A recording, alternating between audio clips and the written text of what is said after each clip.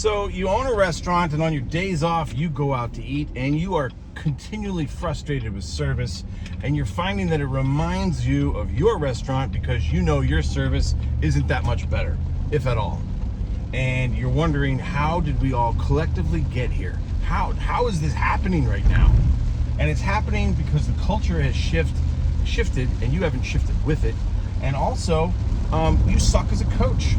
And you have to look at that. You look at yourself and recognize that, like, oh, I am the problem. And when you first realize that, and when you first do that, all of a sudden things start to change, because you start to look at it and take a step back and have a renewed perspective. And that renewed perspective comes in the form of, how do I permeate their skull? You know, when I started off in the restaurant business, I started as a line cook, and I went from one restaurant to then working at a Houlihan's, which back in the late 80s, early 90s, that was a scratch kitchen. We did everything from scratch. And the one I worked at in King of Prussia in Pennsylvania, we were the busiest in the nation at the time. And I'll never forget that when I left to go to college, the chef and the sous chef took me in the office, and we all cracked a beer together. And my nickname was Disco back then. And they were like, Disco, when you came here, you were a big piece of shit. And now you're just a little one. And that always stuck with me, because they were a joy to work for, but they did not suffer fools. And they were constantly coaching. They were constantly giving me positive but stern input. And I think this is something that gets completely lost. People want leadership, and they want leadership that doesn't want to sit over in the booth on their laptop, on their phone, complain and talk shit, and take way too long to send out emails, way too long to do administrative tasks, and they're not in the trenches with them, showing them how it's done. And this is why you lose people, because you say one thing and you do another. You don't lead by example, and you don't radiate hospitality, the same hospitality, attention to detail, and service that your team could and should have. And so this is why you're in the situation that you are. So, like, what do you do about it? First off, you cannot expect them to act like an owner. They are not owners. You're the owner. You're the general manager. You're the one in charge. And so they're not going to have the same vested interest that you do, but they can take ownership at the level of the role that they're in, which just means doing their job and being part of a team, part of something bigger than themselves, and excited to do it. And in order to have that excitement, they got to feel and feed off of your excitement. And if you don't have any excitement, if you're not there, if you're not present, if you're not leading, if you're not the one who clearly works harder than them, then they will always be less than you.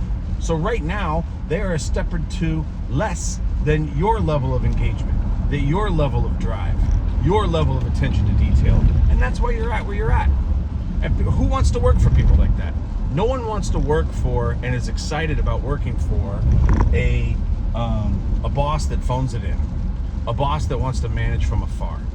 Sorry, scalable restaurants, scalable businesses always have to have somebody who's living in it, who's actually the ambassador, who's actually the standard bearer, who's actually the one that people can look up to. And that's just how it is. It's going to be a immutable law of our business, of our industry moving forward. So I want you to take that to heart, and I want you to think about that. How can I be the most hospitable? Am I making and creating working conditions that somebody actually wants to come to and be in? Is it a joyous place to work? Is it an inspiring place to work?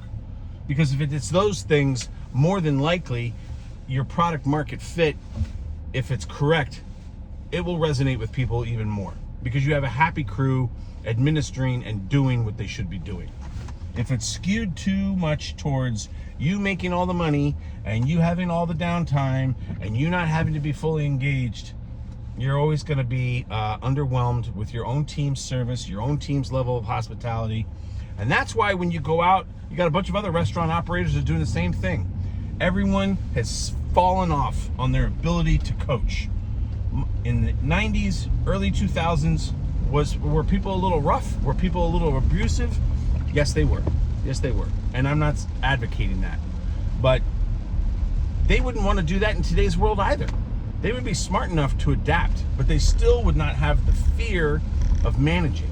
The number of restaurants that I've been to where current managers, the floor manager, the restaurant manager, the general manager, they are afraid to correct service when things are going pear-shaped during the shift. They wait till the end, till after the guest experience has already gone down the toilet, till the mistakes have already happened, till the comps have had to go down, as opposed to constant, gentle pressure, the Danny Meyer thing. Like, it's just like, it needs to be there, it needs to be gentle, but it needs to be unrelenting.